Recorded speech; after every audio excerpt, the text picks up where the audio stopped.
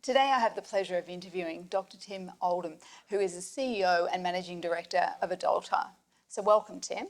Thanks, Juliana, for having me. Now let's get straight into it because there's a lot of exciting things happening at Adalta and I'd love to know more about them. So I suppose, what excites you the most about Adalta at the moment? So antibodies have been a fantastic addition to the therapeutic armoury for many, many years, but they can't do everything. And Adalta has this technology platform that enables us to do things that antibodies can't.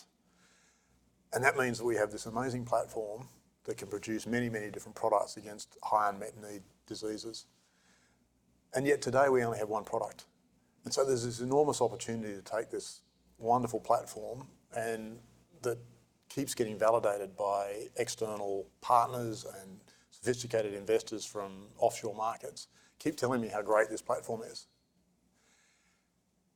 And so this was one of the major attractions for me, was this opportunity to take a single product company and turn it into something that was a multi-product, truly platform company. And on top of that, we've got a lead product that's just about to go into the clinic. And this is a coming of age point for any company that unlocks all of those opportunities.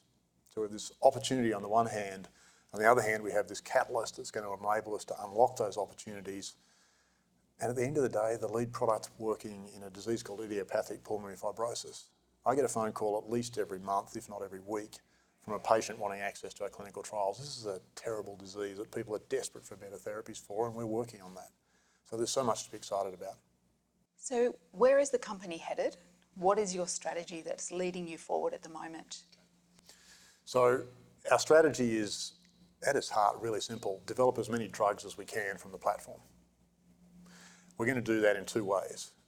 We will have a pipeline of internal products that we're developing using our own funds, and these will develop through to the end of phase 1, end of phase 2 clinical trials, where we can then partner them with large pharma and biotech companies.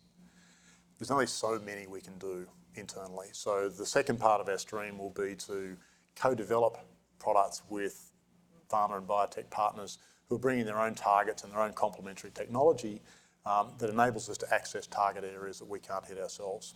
So internally, we're going to be very focused on a class of receptors called G-protein coupled receptors and on diseases of inflammation, fibrosis and oncology.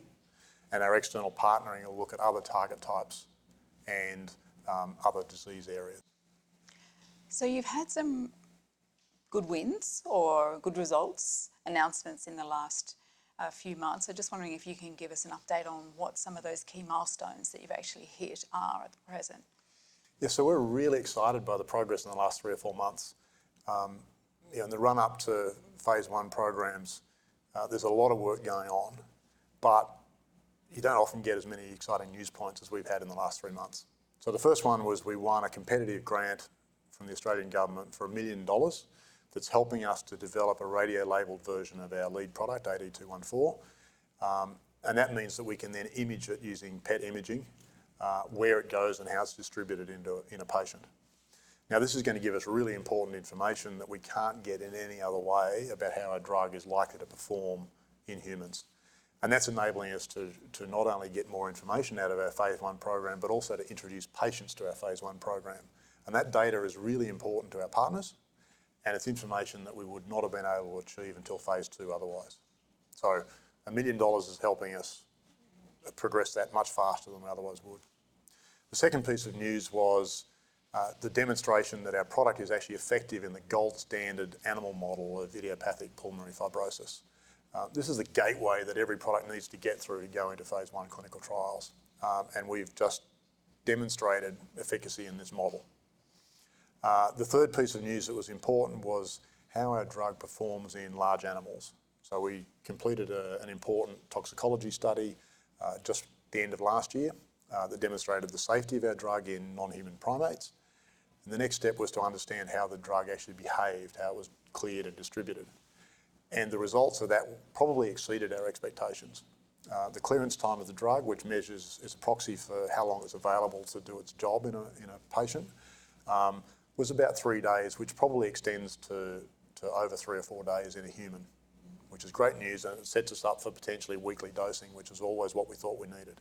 More importantly, we discovered that the drug binds to its receptor for a lot longer than that, which means that there's a potential for our therapeutic effect to last much longer than the time between administration of the drug. That's even better news for a cost-effective, convenient product for patients. So 3 huge pieces of news in the last 3 months that really set us up well going into phase 1. Sounds amazing. There's a lot of work to be done. What's the next step for you? So the next step's really about getting ready for phase 1. AD214 in the clinic is the catalyst that opens up everything else for us. So that's our primary focus at the moment. We're working to develop the PET tracer that will feed into that program. We're working hard on final study protocol designs and all the paperwork that's necessary to get one of those trials approved. In the background, we're starting to do some of the planning work that sets the foundation for the other options we have in front of us. So this means spending time on building our business development pipeline. It means spending time planning our enhancements and continuous improvement initiatives around our platform. And it means spending some time progressing some of the preclinical early proof of concept studies that we need to do to confirm and select our next target products. Thanks for your insights today, Tim, and I look forward to seeing what is around the corner for Adalta. Thanks, Juliana. It's going to be an exciting future. We look forward to sharing it with you later.